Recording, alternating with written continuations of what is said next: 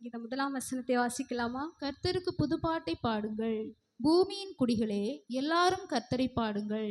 கர்த்தருக்கு புது பாட்டை பாடுங்கள், பூமியின் குடிகளே எல்லாரும் கர்த்தரை பாடுங்கள்.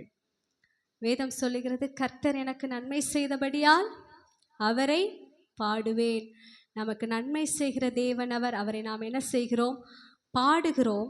கர்த்தருக்கு புது பாட்டை பாடுங்கள் என்று சொல்லப்பட்டிருக்கிறது. பாருங்க, கர்த்தர் ஒவ்வொரு நாளும் நம்முடைய வாழ்க்கையில புதிய புதிய காரியங்களை செய்கிறார்.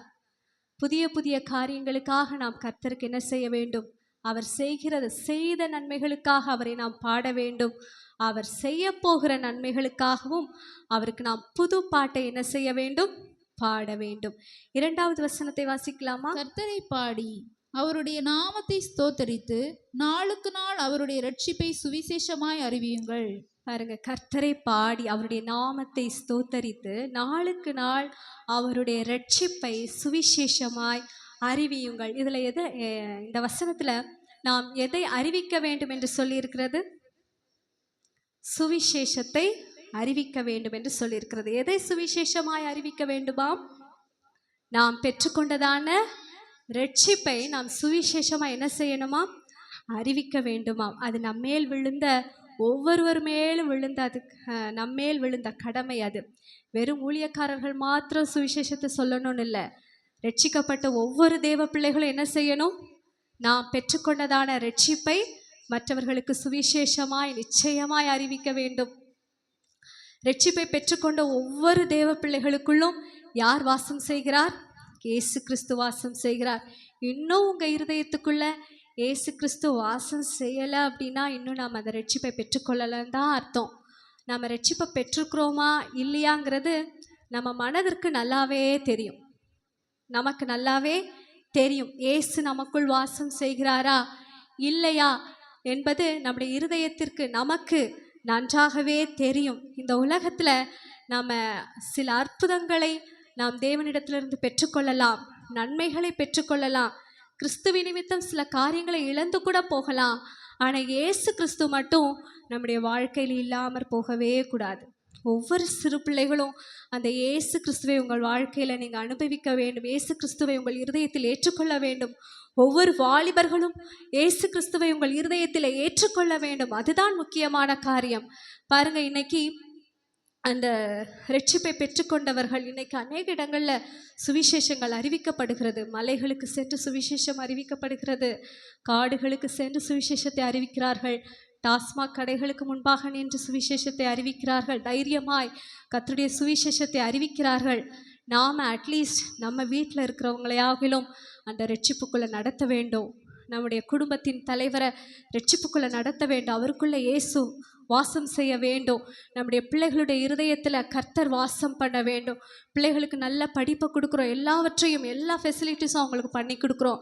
ஆனால் பிள்ளைகளுடைய வாழ்க்கையில் இயேசு நிச்சயமாய் வேண்டும். அவர்கள் இயேசுவோடு கூட வாழ்கிறார்களா, இயேசுக்காக வாழ்கிறார்களா, இயேசுவை அவர்கள் நேசிக்கிறார்களா என்பதிலே முக்கியமாய் நாம் கவனம் செலுத்த வேண்டும். பாருங்க, கர்த்தருடைய சுவிசேஷத்தை நாம் என்ன செய்யணுமா? நாம் பெற்றுக்கொண்ட ரட்சிப்பை மற்றவர்களுக்கு நாம் என்ன செய்யணும்? நிச்சயமாய் அறிவிக்க வேண்டும்.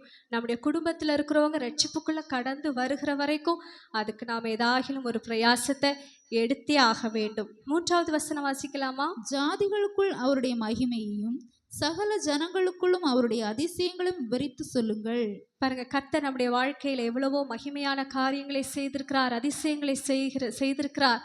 அவற்றையெல்லாம் நாம் என்ன செய்ய வேண்டுமாம்? விவரித்து சொல்ல வேண்டும். ஏன் விவரித்து சொல்ல வேண்டும்? 4ஆம் வசனத்திலிருந்து வாசிக்கும்போது அதில் சொல்லப்பட்டிருக்கிறது, கர்த்தர் பெரியவர், அவர் ஸ்தோத்தரிக்கப்படத்தக்கவர், எல்லா தேவர்களிலும் அவர்தான் பயப்படத்தக்கவர், சகல ஜனங்களுடைய தேவர்களும் விக்கிரகங்கள், ஆனால் நம்முடைய கர்த்தர் வானங்களை உண்டாக்கினவர், பரலோக ராஜ்யத்தை உண்டாக்கினவர், நமக்காக வாசஸ்தலங்களை அவர் ஏற்படுத்தி இருக்கிறார். அப்போ விக்கிரகங்கள் எல்லாம் தெய்வங்கள் அல்ல. எந்த விக்கிரகங்களுக்கு முன்பாகவும் இயேசுவை போலவே செய்து வைத்திருந்தாலும் அந்த விக்கிரகங்களுக்கு முன்பாகவும் என்ன செய்யக்கூடாது? நாம் போய் தலைகுனிந்து நிற்கக்கூடாது. எந்த சிலைகளுக்குள்ளும் தெய்வம் என்ன செய்கிறதில்லை? வாசம் செய்கிறதே இல்லை. விக்கிரகங்களுக்குள்ளே இயேசு கிறிஸ்து என்ன செய்கிறதில்ல? வாசம் செய்கிறது இல்லை. அவர் உண்டாக்கின வானத்தை பாருங்க, அது எவ்வளவு பெரியதா இருக்கிறது. அவ்வளவு பெரிய தேவன் ஏதோ ஒரு சின்ன சிலைக்குள் அவர் வாசம் பண்ணுகிற தேவனே அல்ல. அவர் வானங்களை உண்டாக்கின தேவன், அவர் ஜீவனுள்ள தேவன். எந்த விக்கிரகங்களும் தெய்வங்கள் அல்லவே அல்ல. அவைகளுக்கு முன்பாக நாம் போய் நிற்கக்கூடாது. மகிமையும் கனமும் அவர் சமூகத்தில் இருக்கிறது. வல்லமையும் மகத்துவமும் அவருடைய பரிசுத்த ஸ்தலத்தில் இருக்கிறது. ஜனங்களின் வம்சங்களே, கர்த்தருக்கு மகிமையும் வல்லமையும் செலுத்துங்கள். கர்த்தருக்கே அதை செலுத்துங்கள். இவ்வளோ நேரமாய் நாம் கர்த்தரை ஆராதிப்போம். எல்லாரும் நல்ல கர்த்தரை ஆராதிச்சிங்க. அவரை நாம் ஆராதித்தோம். அவரே கனத்திற்குரியவர், அவரே வல்லமை நிறைந்தவர். அவரை நாம் ஆராதிச்சிருக்கிறோம். 8ஆம் வசனத்தை வாசிக்கலாமா? கர்த்தருக்கு அவருடைய நாமத்திற்குரிய மகிமையை செலுத்தி காணிக்கைகளை கொண்டு வந்து அவருடைய பிரகாரங்களில் பிரவேசியுங்கள். பாருங்க, அவருக்கு நாமத்திற்கு மகிமையாக நாம் என்ன செலுத்துகிறோம்? அவருக்கு காணிக்கைகளை செலுத்துகிறோம். 9ஆம் வசனம் சொல்லுகிறது, பரிசுத்த அலங்காரத்துடனே கர்த்தரை தொழுது கொள்ளுங்கள். எல்லாரும் சேர்ந்து அந்த வசனத்தை வாசிங்க பார்க்கலாம். கர்த்தரை தொழுது கொள்ளுங்கள். தேவன் அவ்விடத்தில் விரும்புகிற ஒரு முக்கியமான காரியம் பரிசுத்தம். நான் பரிசுத்தர் ஆகையால் நீங்களும் உங்கள் நடக்கைகள் எல்லாவற்றிலேயும் பரிசுத்தராயிருங்கள் என்று கர்த்தர் சொல்லியிருக்கிறார். நம்முடைய ஆவி, ஆத்துமா, சரீரம் எல்லாமே நாம் பரிசுத்தமாய் நம்மை காத்து கொள்ள வேண்டும். அப்படிப்பட்ட ஒரு பரிசுத்தமுள்ள வாழ்க்கை வாழ்ந்து நாம் ஆராதிக்கிற ஆராதனையை கர்த்தர் ஏற்றுக்கொள்ளுகிறார். பரிசுத்த அலங்காரத்துடனே கர்த்தரை தொழுது கொள்ளுங்கள் என்று சொல்லப்பட்டிருக்கிறது. அடுத்தது பாருங்க, 13ஆம் வசனத்திலே சொல்லப்பட்டிருக்கிறது, அவர் வருகிறார், அவர் பூமியை நியாயம் தீர்க்க வருகிறார், அவர் பூலோகத்தை நீதியோடும் ஜனங்களை சத்தியத்தோடும் நியாயத்தோடும் நியாயம் தீர்க்க வருகிறார். அவர் எங்கிருந்து வருகிறார்? எங்கிருந்து வருகிறார்? 1 தெசலோனிக்கேயர் 4:16 எடுத்து வாசிங்க. 1 தெசலோனிக்கேயர் 4:16.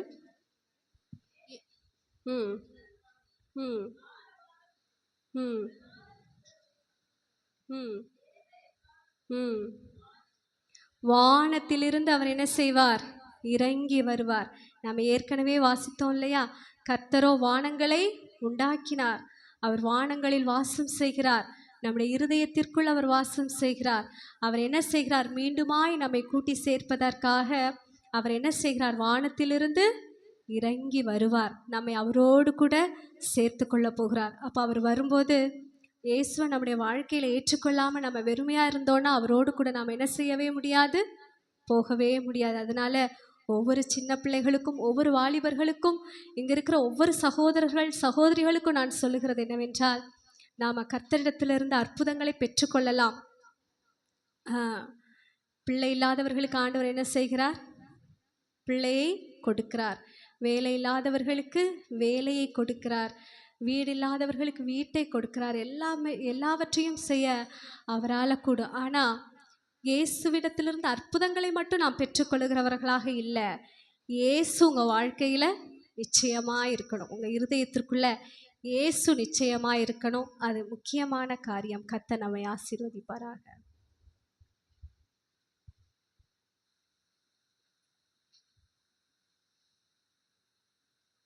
கர்த்தர் செய்த நன்மைகளை சபையிலே சாட்சியாய் சொல்கிறார்.